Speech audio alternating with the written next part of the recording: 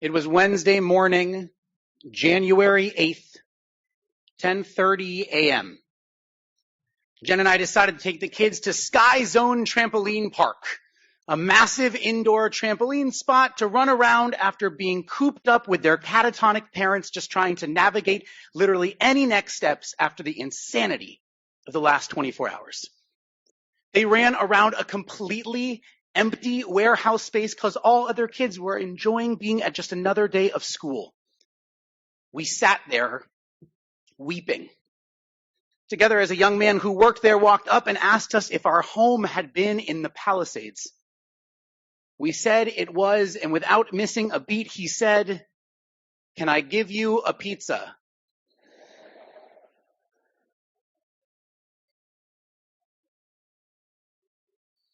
This past year was formative. It has changed our community forever.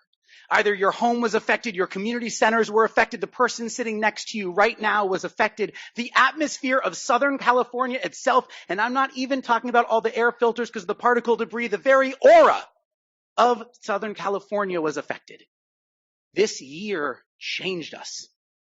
And I know many of you might be sitting there saying, "Yes, Rabbi, I know, and there's a Jewish stereotype that Jews are anxious. We make jokes about it. We worry if there's enough food on the table, even when there's clearly enough. We call our families 3 times in one afternoon just to check in. We lie awake at night making contingency plans for the things that were never supposed to happen." And it's funny because it's true. Anxiety has almost become a Jewish punchline. But maybe the punchline hides a deeper truth. Anxiety isn't just a stereotype we laugh about, but it's a spiritual reflex that actually belongs at the heart of what it means to be Jewish. For many of us, we experience the polarizing, hyper-dramatized version of what I would like to call the 2 soul reflexes of survival: hope and anxiety. Not just abstract ideas, they're spiritual reflexes shaping the way we endure, the way we'll rebuild, how we carry one another. They're simultaneous realities of being human after tragedy. The Torah begins not with calm, but with chaos. Tohu vavohu, darkness hovering over the deep. It's a scene of anxiety. Nothing is stable, nothing is defined, nothing is certain. Tohu vavohu is more than ancient poetry. It's a description of what anxiety feels like. A swirling inside your chest, an inability to see what comes next. The future is terrifyingly open with no guarantee of shape or direction. The rabbis tell us this is where creation begins. Not in clarity, but in confusion. Not in serenity, but in trembling. I must admit, I had read this story countless times, taught it year after year, and never could I visualize Tohu Vavohu. Now I see Tohu Vavohu. I see it in the image pierced in my mind. The first time I went to our home and saw the Kiddush cup from Jen and my wedding, an heirloom that my in-laws also used at their wedding, broken in 2 pieces sitting amongst the ash. I see it in the shell of buildings lining partial streets of Sunset, a reminder of what we lost. I see it in those first days when we would call each other at 2 a.m. because we remembered another person to check in on with no concept of time at all. And then into the chaos, we hear a single phrase, Yehi Or, let there be light. We were still a community. We knew we would rebuild even in those first moments, and look at how far we have come in these first months when it comes to healing one another and being here. Notice what happens. The darkness is not erased. A mythical God does not come and make the void disappear. Nothing can silence anxiety. Instead, God introduces a new something into the midst. Light. A counterbalance, a spark, a possibility. Rosh Hashanah is our story of recreation, something this community now knows all too well. We will continue to be a pillar of the Palisades and beyond. We will find light that comes from our chaos. We will shine onto this world. That is hope. Not certainty, not perfection, just a first fragile glimpse of something possible. Creation in this telling is not a banishment of chaos, but a juxtaposition with the light. Day and night, darkness and brightness, anxiety and hope woven together. The Torah insists the world is not made in spite of disorder, but alongside disorder. And this is not just how the world begins. It's how Jewish life has always been lived. And here's the key. These reflexes are not sequential. You don't finish anxiety and then arrive at hope. They're simultaneous realities. The darkness doesn't disappear when the light arrives. They coexist. Creation is born in the tension of these two. Creation is the product of these two charges of polarity, the charge between hope and anxiety. The juxtaposition is where Jewish life is lived. And many of us are brought to believe that to achieve balance, to overcome difficulties, we need to remove anxiety from our lives. We need to assume that healing means the disappearance of those frustrations, the moving on to finally being free from fear. But that version of the world would rob us from a crucial truth. Our tradition shares in the words of Proverbs, happy is the anxious one. Anxiety is not a proof of brokenness. It's a proof of caring. It's a part of us that refuses to go numb, the part that remembers what matters most. To imagine that wholeness only comes when anxiety disappears is to imagine a life without concern, without vigilance, and a life without love. Anxiety is not only key, it's celebrated. Our tradition insists on something different. Wholeness does not come from silencing anxiety. It comes from holding it and hope together, feeling the fullness of that experience as sacred simultaneous reflexes. I was given this notion of hope and anxiety from a dear professor, Rabbi Dr. Michael Marmer. And he led me to that proverb text, but I must admit there is a second sentence. Happy is the anxious one, but the one who hardens their heart falls into misfortune. We often would read that as a warning. But what if it's an invitation instead? Because what if misfortune in our tradition, it's not about hardship, it's about the absence of a godly world. To harden our heart is to cut ourselves off from covenant and from compassion, from divine pulse of life. And what is fortune in our tradition? It's not money or comfort. It's the experience of God's nearness, of a life filled with blessing, of communal covenant. Fortune is the restoration of hope. So the proverb should be reframed. Happy is the one who is anxious, for the hardened heart doesn't know a godly world. And the Hebrew here makes it even sharper. In that phrase, the word for anxious is actually pachad, which is the same word we translate as fear. We usually imagine pachad as something also to overcome, to cast out. But here the text insists pachad is part of blessing. Why? Because fear itself has a sacred role to play. Pachad is not only paralyzing, pachad sharpens, pachad guards, pachad protects us. Rabbi Nachman of Breslov deepened this truth when he teaches Kol ha'ulam kulo gesher tsar me'od. V'ha'ikar lo lechit pached klal. The whole world is a very narrow bridge. And the main thing is to not make yourself afraid. Now, many of us know this as song, but most of you sing it wrong. We usually sing lo lefached, don't be afraid, but the original was lo lechit pached, reflective, don't make yourself afraid. He spoke of how we walk the journey of life across a narrow bridge, not unaware of the dangers.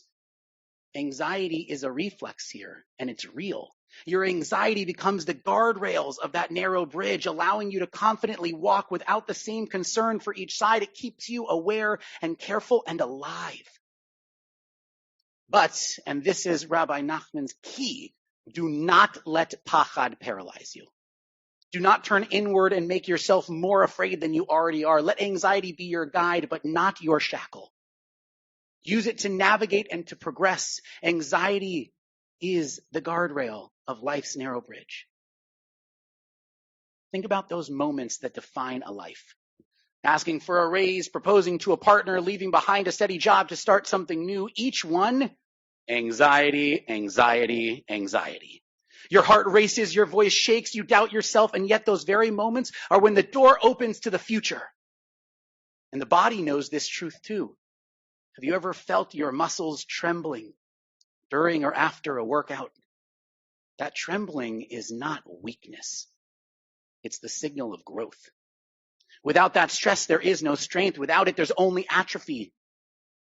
The muscle fibers tear and rebuild together. Anxiety is something to harness, not shun. It's the very condition of growth. So it is with our lives as well. A life without trembling may feel safe, but you do not grow. Growth requires walking into anxious places, letting them shape us, trusting the strength will emerge on the other side. But what about when the anxiety is too big for one person to hold? That's when community comes in. Anxiety in an individual sharpens caution and resolve, but anxiety shared across community is different. It becomes distributed, carried together, and made manageable. Community doesn't erase your trembling, but in this space, it steadies it. All these months later, many of us can live whole days filled with tasks and appointments and still find ourselves ambushed by a memory. A random commercial on TV, a smell, a passing image, and suddenly the trauma is back in our minds. We see one thing and remember that box in the garage that we never got around to opening. And grief comes rushing back in. Or you feel a twinge of jealousy when you see someone cherishing keepsakes and heirlooms because you no longer have yours. This loss isn't specific to fires this past year.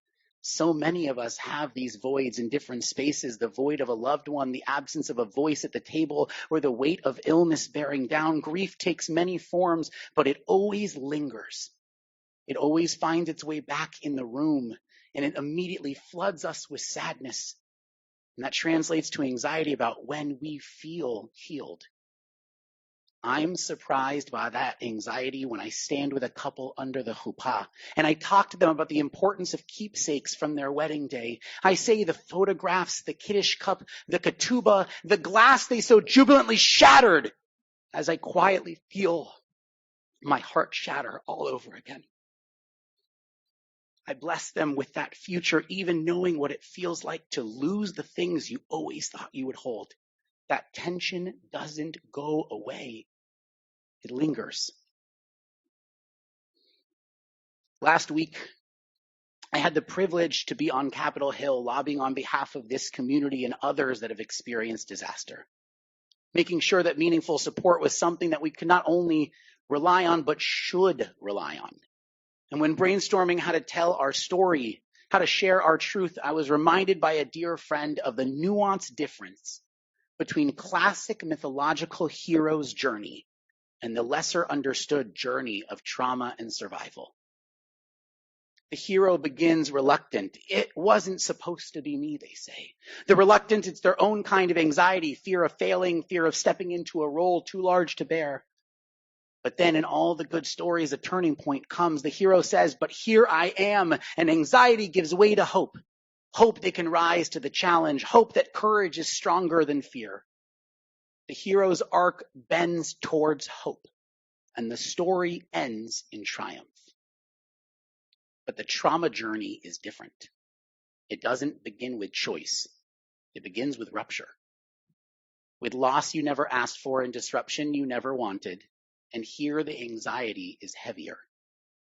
Not reluctance, but survival. Not can I do this, but how will I endure this? Anxiety doesn't vanish with one brave step. It stays, it lingers, and yet alongside it, hope refuses to be silenced. Hope that tomorrow will come. Hope that a community is there to hold you. Hope that even in the ruins there can be rebuilding. The trauma journey is not hope instead of anxiety, but hope with anxiety. Both at once, both tugging at the heart in every single step. The hero's arc is anxiety yields, hope wins. The survivor's arc is anxiety remains and hope still rises.